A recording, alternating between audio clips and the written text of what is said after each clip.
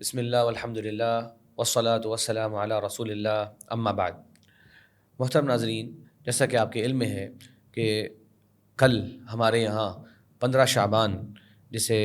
شب برات کے طور پہ ایک اہتمام سے منایا جاتا ہے، اس رات کی آمد ہے۔ تو ضروری ہے کہ ایک مسلمان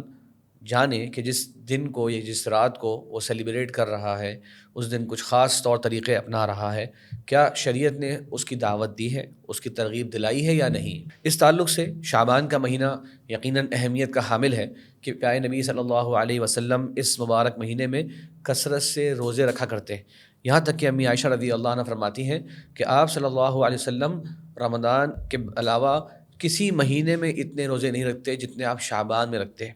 اور صحیح مسلم میں حدیث ہے، کان یصوم شعبان کلہ الا قلیلا، تقریباً پورا کا پورا شعبان ہی آپ صلی اللہ علیہ وسلم روزہ رکھا کرتے مگر کہ کچھ دن جو آپ نہیں رکھا کرتے روزے۔ تو اس مہینے کی اہمیت اپنی جگہ واضح اور مسلم ہے، اور یہ رمضان کی تیاری کا بھی ایک بہترین موقع ہے۔ البتہ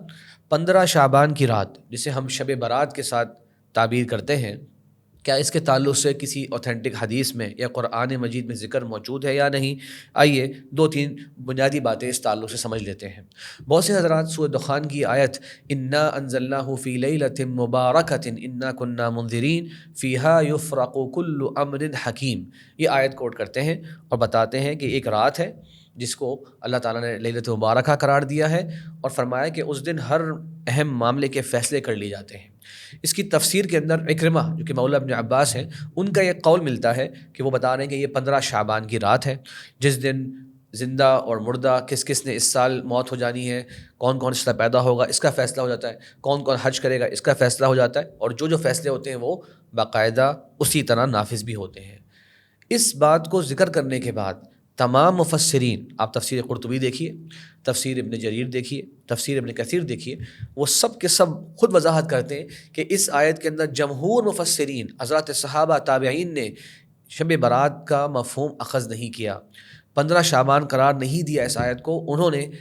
اس رات کا مصداق قرار دیا ہے شب قدر کو، لیلۃ القدر کو۔ تو جمہور مفسرین کا، جمہور صحابہ تابعین کا جب یہی موقف ہے تو ہمارا بھی اس قرآنی آیت کو سمجھنے میں یہی موقف ہونا چاہیے۔ اس کے علاوہ جامع ترمذی کے اندر مشہور حدیث ہے، غالباً آپ بار بار سنتے رہتے ہیں، کہ فرمایا آپ صلی اللہ علیہ وسلم نے کہ اللہ تبارک و تعالیٰ اس رات کو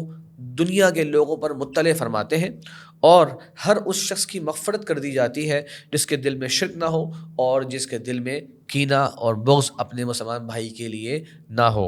یہ جو حدیث ہے اس کے اندر سند میں موجود ہے عبداللہ بن لہیعہ نام کے راوی، جو کہ کمزور راوی ہیں۔ اسی طریقے سے ولید بن مسلم نام کے راوی ہیں جو کہ تدلیس کیا کرتے تھے۔ تو 2-3 وجوہات اس حدیث کی کمزوری کی باقاعدہ محدثین نے ذکر فرمائی، اور امام دارقطنی رحمہ اللہ نے تفصیل کے ساتھ اپنی کتاب العلل کے اندر اس حدیث پر کلام کر کے فرمایا کہ یہ حدیث ثابت نہیں ہے، اس میں اضطراب پایا جاتا ہے۔ تو دیکھیے یہ بڑے بڑے محدثین کا فیصلہ ہے۔ ابن رجب رحمہ اللہ نے بھی اس تعلق سے، ان کی کتاب ہے لطائف المعارف، جو مختلف موسموں کے اندر تعلیمات ملتی ہیں رمضان کے تعلق، رجب کے تعلق سے، اس میں انہوں نے مختلف باتیں جمع کی ہیں۔ تو جب شعبان کا ذکر کرتے ہیں تو کہتے ہیں 15 شعبان کی فضیلت کے بارے میں جو احادیث ہے اسے اکثر محدثین نے کمزور قرار دیا، اور ابن حبان رحمہ اللہ نے بعض ان احادیث کو قوی قرار دیا ہے، لیکن اس کا ذکر پھر انہوں نے وہاں پر نہیں کیا۔ اسی طریقے سے امام العقیلی ہیں، مشہور محدث ہیں،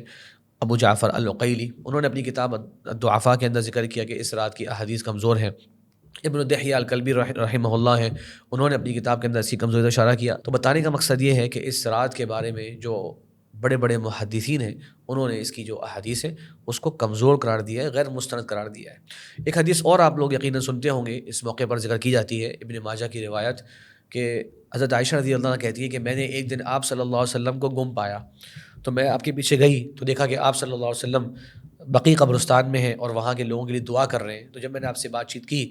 تو آپ نے فرمایا کہ جو آج 15 شعبان کی رات ہے، اللہ تبارک و تعالیٰ آسمان دنیا میں نزول فرماتے ہیں، اور بنو کلب جو ایک قبیلہ تھا اس کی بکریوں کے بالوں کے برابر لوگوں کے گناہوں کو معاف کرتے ہیں۔ یہ حدیث جامع ترمذی میں ہے، ابن ماجہ میں ہے، لیکن حیرانی کی بات یہ ہے کہ حدیث کوٹ تو کی جاتی ہے، امام ترمذی حدیث ذکر کرنے کے بعد خود اشارہ کر رہے ہیں کہ یہ کمزور حدیث ہے، وہ بات بہت سے زیادہ بیان نہیں کرتے۔ تو امام ترمذی کہہ رہے ہیں کہ اس حدیث کو بیان کرنے والے جو راوی ہیں حجاج بن ارطا، وہ روایت کر رہے ہیں یحییٰ بن ابی کثیر سے، اور یحییٰ بن ابی کثیر روایت کر رہے ہیں عروہ سے۔ حجاج کا یحییٰ بن ابی کثیر سے ملاقات ثابت ہی نہیں، یحییٰ بن ابی کثیر کی عروہ سے ملاقات ثابت نہیں، دونوں نے ایک دوسرے سے اس حدیث کو نہیں سنا، ان کے درمیان گیپ ہے، مسنگ پرسن ہے، جسے حدیث کے اسلام میں کہتے ہیں منقطع روایت ہے، اس کے باوجود یہ حدیث بیان کر دی جاتی ہے۔ حجاج بن ارطا جو راوی ہیں وہ خود بھی کمزور راوی ہیں، اور خود ذرا غور کیجئے، اگر یہ حدیث درست اور مستند ہوتی تو آپ صلی اللہ علیہ وسلم اپنی ازواج مطہرات کو خود اس کی آگاہی نہیں دیتے، وہ تو عائشہ پیچھے چلی گئی تو انہیں معلوم ہو گیا، ورنہ اگر وہ نہیں جاتی تو گویا وہ اس فضیلت سے محروم رہ جاتی۔ تو خود غور کیجئے آپ، تو اس حدیث کی طرف تو امام ترمذی خود کہہ چکے کہ یہ حدیث کمزور ہے، امام بخاری رحمہ اللہ نے اس حدیث کو کمزور قرار دیا، تو اس تعلق سے جو بھی احادیث ہمارے یہاں بیان کی جاتی ہیں وہ مستند نہیں۔ پھر جو کام ہو رہے ہیں آپ اس پہ غور کیجئے، حلوہ پکایا جا رہا ہے کہ آپ صلی اللہ علیہ وسلم کے دانت مبارک شہید ہوئے تھے تو آپ نے حلوہ کھایا تھا، اس دن کے اس رات کو اور اس دن کو ایسا کوئی معاملہ ہوا ہی نہیں ہے پہلی بات، اور دانت شہید ہونے کے اوپر حلوہ کھانے پہ تو کوئی ایک خوشی کی بات نہیں ہوتی، ہم تو خوشی خوشی یہ جو ہے وہ باقاعدہ حلوہ تقسیم کر رہے ہوتے ہیں۔ پھر چراغے کا عالم دیکھیے قبرستانوں میں کیا ہو رہا ہے، ہمارے یہاں مرد و خواتین سب مل کے جا رہے ہیں، خواتین کا قبرستان جانا ویسے بھی جو ہے وہ اختلافی مسئلہ ہے، لیکن اس طرح تو بالکل درست نہیں ہے کہ جس طرح سے ایک تہوار کے طور پہ پوری فیملیز جو ہے وہاں جا رہی ہیں اور وہاں چراغا کر رہے ہیں۔ اس میں امام شاہ ولی دہلوی رحمہ اللہ نے اشارہ کیا کہ یہ چیز مسلمانوں میں مجوسیوں سے سرایت کر گئی ہے، جو کہ آگ کی عبادت کرنے والے تھے، ان سے کوئی نہ کوئی اس طرح کی پریکٹس ملتی ہے، وہاں سے ہمارے لوگوں نے اس کو اڈاپٹ کیا اور یہ چراغی کرنا شروع کر دی قبروں کے پاس جا کر کے، جناب آج کے دن روحیں آتی ہیں اور وہ خوش ہوتی ہیں۔ تو دیکھیے ایک بدعت جب اس کا آغاز ہوتا ہے تو وہ مختصر ہوتی ہے، پھر اس میں آہستہ آہستہ لوگ مزید چیزیں شامل کرتے چلے جاتے ہیں، یہی اس کی بدعت ہونے کی علامت ہوتی ہے کہ آپ کو ہر 2-3 سال بعد اس کے اندر چینج نظر آتی ہے۔ لیکن جو اسلام کی تعلیمات ہوتی ہیں وہ وہیں کی وہیں رہتی ہیں، اس میں جو اسلام نے دیا ہوتا ہے ہمیں تعلیمات اور جو طریقہ، اسی کو مسلمان اپنانے کی کوشش کر رہے ہوتے ہیں۔ تو مسلمانوں کو نصیحت یہ ہے کہ اس مہینے میں بکثرت روزے رکھیں، پیر اور جمعہ کے دن روزے رکھیں، ویسے اس مہینے روزے رکھنا چاہتے ہیں اچھی بات ہے، 13، 14، 15 یہ چاند کی تاریخیں کہلاتی ہیں، ایام البیض، ان تاریخوں میں روزہ رکھیے، بہت ہی فضیلت کا عمل ہے، بہت ہی خیر کی بات ہے، لیکن خاص طور پہ 15 شعبان کی رات کو قیام کرنا، اس دن صلاۃ الالفیہ پڑھنا اور خاص طرح کی دعائیں پڑھنا، اسی طرح اگلے دن روزہ رکھنا اور اس کو ایک بہت زیادہ اہمیت کا دن قرار دینا، یاد رکھیے کسی بھی حدیث میں ہمیں اس بات کی دعوت نہیں دی گئی،